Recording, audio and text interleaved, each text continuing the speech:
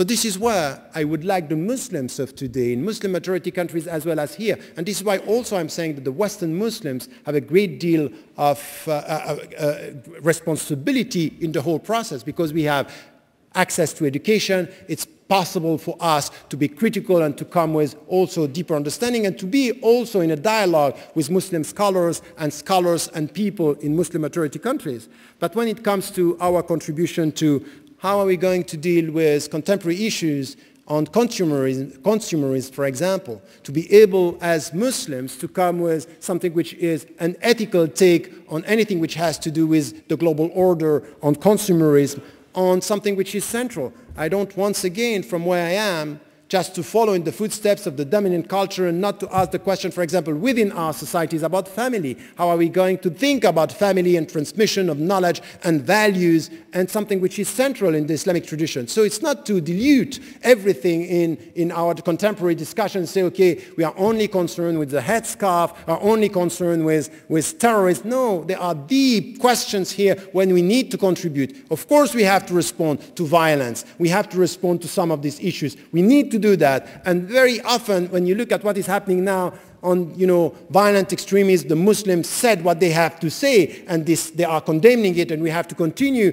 this work. But once again, it's not only to be on the defensive by just following on what is asked. Okay, we need to speak about this, we speak about violence, we speak about the headscarf, we speak about homosexuality. We have deeper concerns. This is where we are contributing to the world. This is where we are also asking ourselves, in our societies today, we speak about democracy, that's fine, but what about these populists? What about this media that are pushing the people to follow, emotional politics and to follow things that are very dangerous?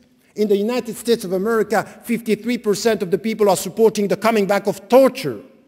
This is unacceptable. So this is our contribution to come to say, we are dealing with what we want is more education, the critical mind. This is where the Muslims are coming with an applied ethics to contribute to the international discussion, not only to be on the defensive when it comes to the global warming, when it comes to respecting the creation, when it comes to also working against corruption, against prostitution, against anything which has to do today with trafficking and what we have, new slavery. Even in Europe, we live in a continent when you have new slavery here.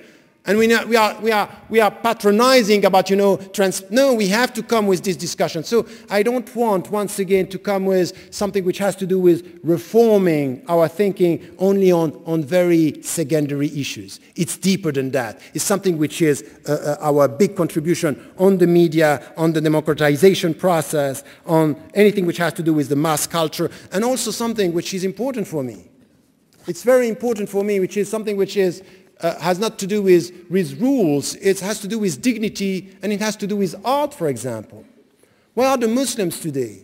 Only rejecting the mass culture, the entertainment culture, what, for example, Umberto Eco is saying is the carnavalization of the world, and we are critical towards this.